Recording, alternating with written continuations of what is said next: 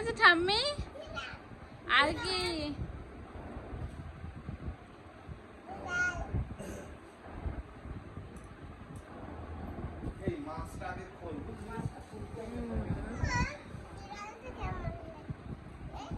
তোমার কেমন লাগছে?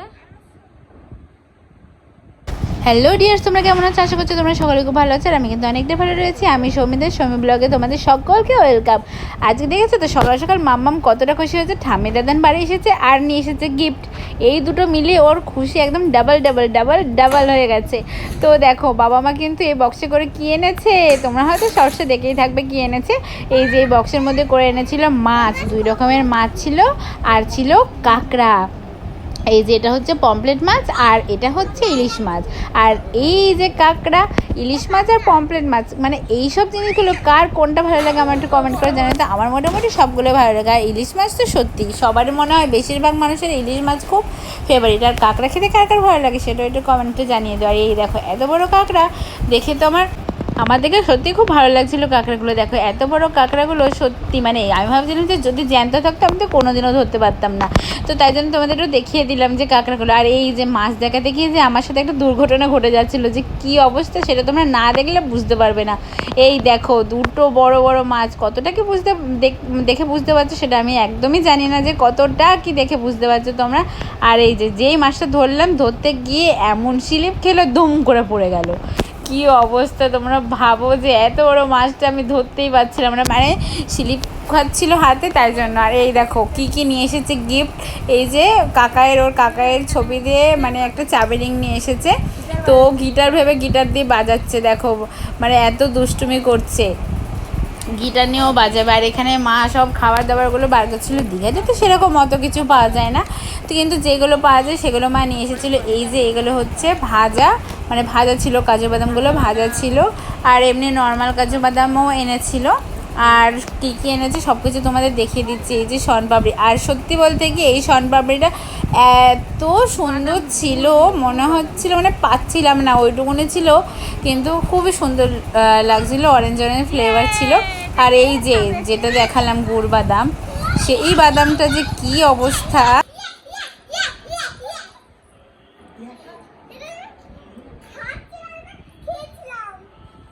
কে দিয়েছিল ওই দেখো মনে আছে।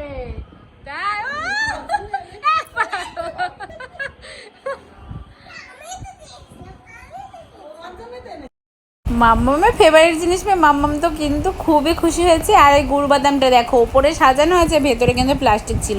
এটা তোমাদের দেখানো উচিত ছিল। মানে এই গুড় বাদাম কিন্তু কোনোদিনও কেউ দীঘা থেকে কিনবে না, একদম স্কিম হয়ে গেছে পুরোটা, মানে ভেতরে পুরো কাগজ ভরা আর চারিপাশে ওপরে দিয়ে পুরো বুঝে মানে রেখে দিয়েছে যে না পুরো ভরাট রয়েছে। আমরা তো একদমই পুরো ঠকে গেছি।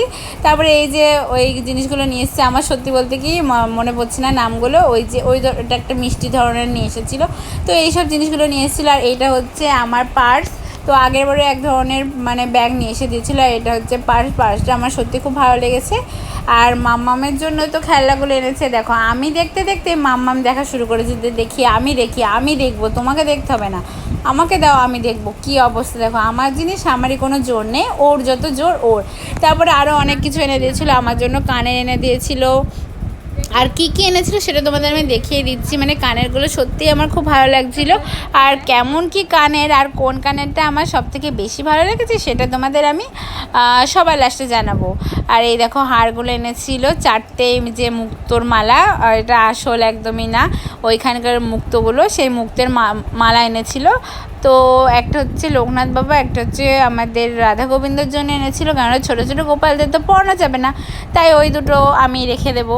মানে যা লাগবে না কাজে সেটা আমারই থাকবে। তো এইগুলো মা বলছিল যে এইগুলো এরম এনেছে যে পরিয়ে দেওয়া যাবে গোপালে, তো ওটা পরানো যাবে না, কেননা গোপালগুলো আমাদের বাড়ির সব মানে একদমই ছোট ছোট, তোমরা দেখেছো। তো তাই ভাবলাম ঠিক আছে রাধা গোবিন্দর দেওয়া যাবে। আর এই যে এই ব্রেসলেটটা মামামের জন্য এনেছিল, এই ব্রেসলেটটা বেশ ভালো লাগছিলো। আর আমি তো হাতে ঢুকে বসেছিলাম। মামাম বলছে মা আমার কিন্তু ব্রেসলেটটা ছিঁড়ে যাবে। আর এই যে এই টপ কানেরগুলো নিয়ে এসেছিলো সেটা হচ্ছে এই কানেরটা খুব ভালো লাগছে, এটা মার জন্য নিয়ে এসেছিলো। তো এই কানেরটাও খুব ভালো লাগছিলো। আমি তো বলেই দিয়েছি যে আমি কিন্তু একদিন পরবো। তো আমি সত্যিই সবসময় মার জিনিস নিয়ে টানাটানি করি যে মা আমি কিন্তু পরবো।